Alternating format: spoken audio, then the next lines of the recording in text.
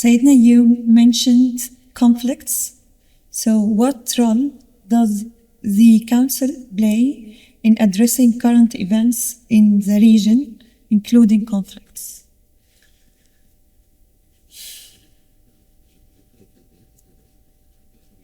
I think conflicts in the world today are quite complex.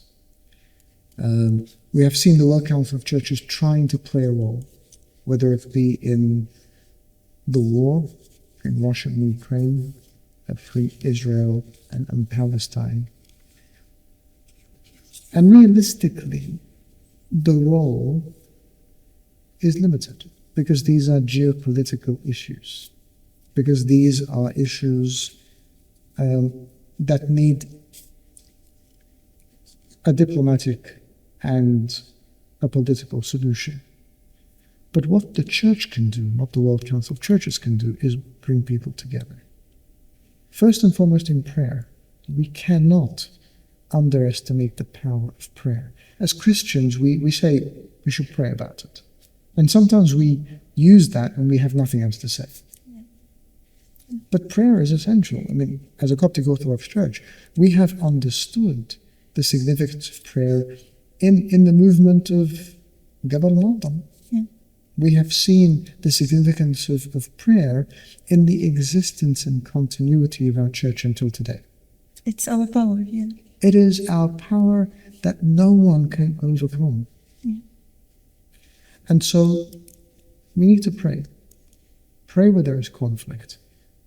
For the Prince of Peace to be given the opportunity to send his peace, which, as the scriptures tell us, surpass all understanding.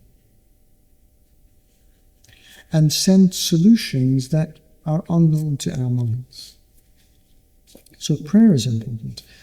And then I think, as churches and as the Council of Churches, we need to recognize that the Church has been here for 2,000 years. Since the ministry of our Lord Jesus Christ, since the Great Commission, since the sending, we have outlasted empires and rulers and kingdoms and political systems and wars. So we must recognize that our role is to see beyond the conflict as well. Yeah.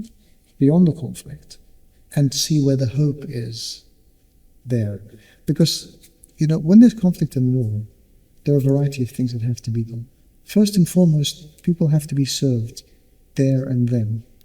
Whether it's the people who are victims of war, or the armed services, or people who have lost loved ones, or the general society and community and nation.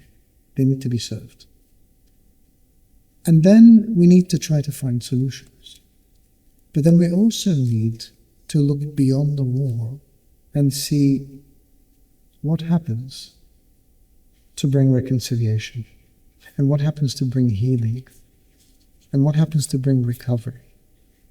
And that is our work. And to figure out what we can do at each stage. But fundamentally and eventually work towards reconciliation and healing.